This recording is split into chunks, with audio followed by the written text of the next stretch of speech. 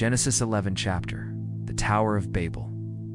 And the whole earth was of one language, and of one speech. And it came to pass, as they journeyed from the east, that they found a plain in the land of Shinar, and they dwelt there. And they said one to another, Go to, let us make brick, and burn them thoroughly. And they had brick for stone, and slime had they for mortar.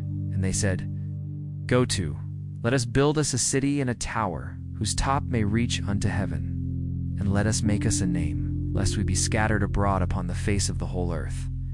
And the Lord came down to see the city and the tower, which the children of men builded. And the Lord said, Behold, the people is one, and they have all one language. And this they begin to do, and now nothing will be restrained from them, which they have imagined to do. Go to, let us go down, and there confound their language, that they may not understand one another's speech.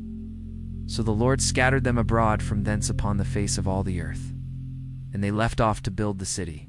Therefore is the name of it called Babel, because the Lord did there confound the language of all the earth. And from thence did the Lord scatter them abroad upon the face of all the earth. Genealogy from Shem to Abram. These are the generations of Shem. Shem was 100 years old, and begat Arphaxad 2 years after the flood.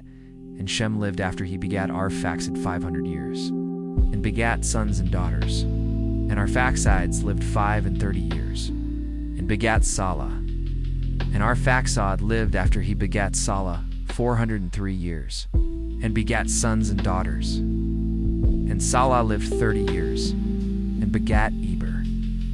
And Salah lived after he begat Eber 403 years, and begat sons and daughters. And Eber lived 34 years, and begat Peleg. And Eber lived, after he begat Peleg, 430 years, and begat sons and daughters. And Peleg lived 30 years, and begat Reu. And Peleg lived, after he begat Reu, 209 years, and begat sons and daughters. And Reu lived 32 years, and begat Serug. And Reu lived after he begat Serug 207 years, and begat sons and daughters. And Sareg lived 30 years, and begat Nar. And Serug lived after he begat Nar 200 years, and begat sons and daughters. And Nar lived 29 years, and begat Terah. And Nar lived after he begat Terah 119 years, and begat sons and daughters. And Terah lived 70 years, and begat Abram, Nar, and Haran. Terah's descendants. Now, these are the generations of Terah. Terah begat Abram, Nar, and Haran. And Haran begat Lot. And Haran died before his father Terah in the land of his nativity, in Ur of the Chaldees. And Abram and Nar took them wives. The name of Abram's wife was Sarai, and the name of Nar's wife Milcah, the daughter of Haran, the father of Milcah, and the father of Escah. But Sarai was barren. She had no child. And Terah took Abram his son, and Lot the son of Haran, his son's son, and Sarai his daughter-in-law, his son Abram's wife. And they went forth with them from Ur of the Chaldees to go into the land of Canaan. And they came unto Haran, and dwelt there. And the days of Terah were 205 years, and Terah died in Haran. Genesis 12 chapter, the calling of Abram. Now the Lord had said unto Abram, Get thee out of thy country, and from thy kindred, and from thy father's house, unto a land that I will show thee, and I will make of thee a great nation, and I will bless thee, and make thy name great. And thou shalt be a blessing, and I will bless them that bless thee, curse him that curseth thee, and in thee shall all families of the earth be blessed. So Abram departed, as the Lord had spoken unto him, and Lot went with him. And Abram was 75 years old when he departed out of Haran. And Abram took Sarai his wife, Lot his brother's son, and all their substance that they had, gathered, and the souls that they had gotten in Haran. And they went forth to go into the land of Canaan. And into the land of Canaan they came.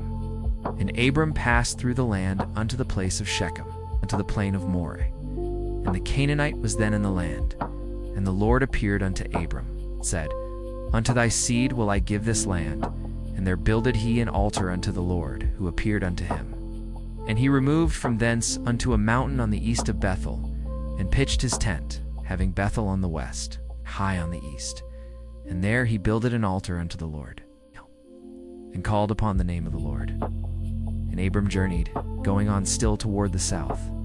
Abram and Sarai in Egypt. And there was a famine in the land. And Abram went down into Egypt to sojourn there. For the famine was grievous in the land. And it came to pass, when he was come near to enter into Egypt, that he said unto Sarai his wife, Behold now, I know that thou art a fair woman to look upon.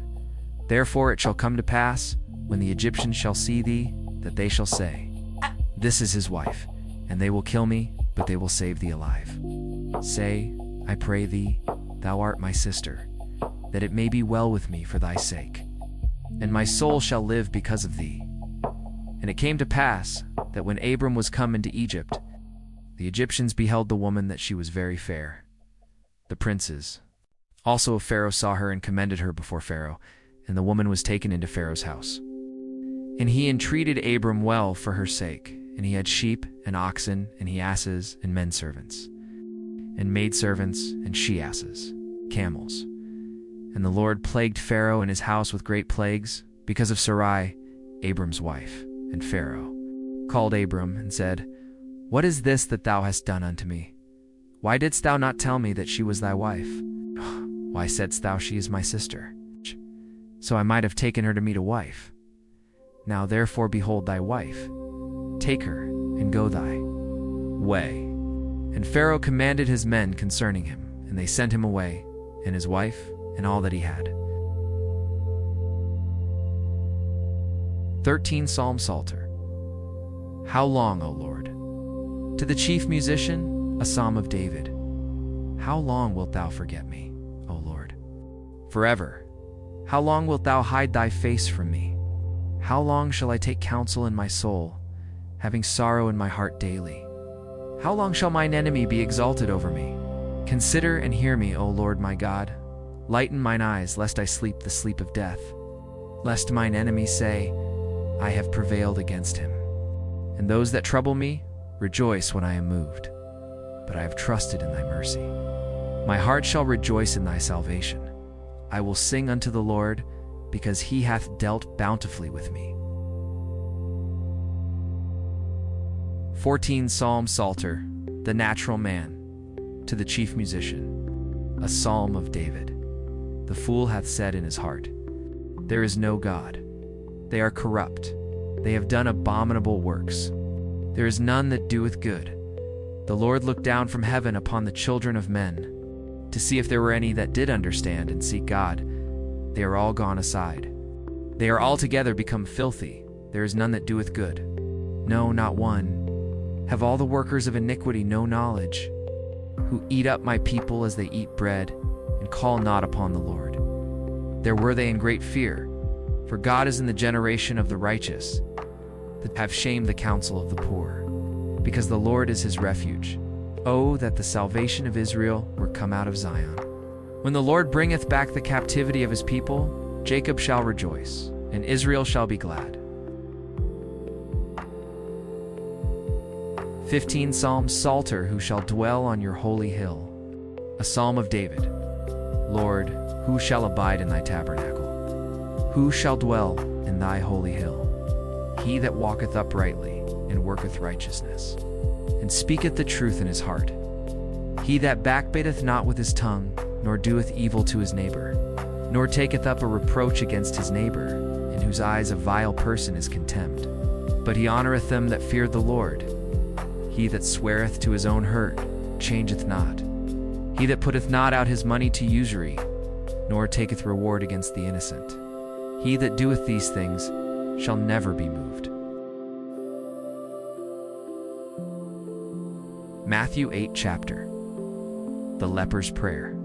When he was come down from the mountain, great multitudes followed him, and behold, there came a leper and worshipped him, saying, Lord, if thou wilt, thou canst make me clean. And Jesus put forth his hand and touched him, saying, I will. Be thou clean. And immediately his leprosy was cleansed. And Jesus saith unto him, See thou tell no man, but go thy way, show thyself to the priest, and offer the gift that Moses commanded, for a testimony unto them. The centurion's great faith. And when Jesus was entered into Capernaum, there came unto him a centurion, beseeching him, and saying, Lord, my servant lieth at home, sick of the palsy, grievously tormented. And Jesus saith unto him, I will come and heal him. The centurion answered and said, Lord, I am not worthy that thou shouldest come under my roof, but speak the word only, and my servant shall be healed. For I am a man under authority, having soldiers under me, and I say to this man, Go, and he goeth, and to another, Come, and he cometh, and to my servant, Do this, and he doeth it. When Jesus heard it, he marveled, and said to them that followed, Verily I say unto you, I have not found so great faith, no, not in Israel. And I say unto you, that many shall come from the east and west, and shall sit down with Abraham and Isaac and Jacob in the kingdom of heaven. But the children of the kingdom shall be cast out into outer darkness. There shall be weeping and gnashing of teeth. And Jesus said unto the centurion, Go thy way, and as thou hast believed, so be it done unto thee. And his servant was healed in the selfsome hour. Jesus heals at Peter's house. And when Jesus was come into Peter's house, he saw his wife's mother laid and sick of a fever, and he touched her hand, and the fever left her, and she arose and ministered unto them. When the even was come, they brought unto him many that were possessed with devils, and he cast out the spirits with his word, and healed all that were sick, that it might be fulfilled, which was spoken by Esaias the prophet, saying, Himself took our infirmities, and bare our sicknesses. The cost of following Jesus. Now when Jesus saw great multitudes about him, he gave commandment to depart unto the other side. 19 And a certain scribe came, and said unto him, Master, I will follow thee whithersoever thou's. And Jesus saith unto him, The foxes have holes, and the birds of the air have nests, but the Son of Man hath not where to lay his head. And another of his disciples said unto him, Lord, suffer me first to go and bury my father. But Jesus said unto him, Follow me, and let the dead bury their dead. Jesus stills the storm. And when he was entered into a ship, his disciples followed him. And behold, there arose a great tempest in the sea, insomuch that the ship was covered with the waves, but he was asleep. And his disciples came to him, and awoke him, saying, Lord, save us, we perish. And he saith unto them, Why are the fearful, O ye of little faith? Then he arose, and rebuked the winds and the sea. And there was a great calm, but the men marveled, saying, What manner of man is this, that even the winds and the sea obey him? Demons cast into pigs. And when he was come to the other side, into the country of the Gergesenes, there met him two possessed with devils, coming out of the tombs, exceeding fierce, so that no man might pass by that way. And behold, they cried out, saying, What have we to do with thee, Jesus, thou Son of God? Art thou come hither to torment us before the time? And there was a good way off from them, and herd of many swine feeding. So the devils besought him, saying, If thou cast us out, suffer us to go away into the herd of swine.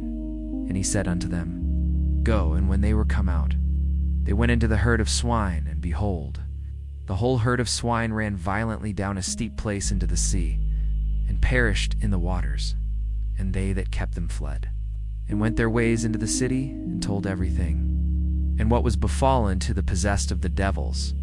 And, behold, the whole city came out to meet Jesus, and when they saw him, they besought him that he would depart out of their coasts.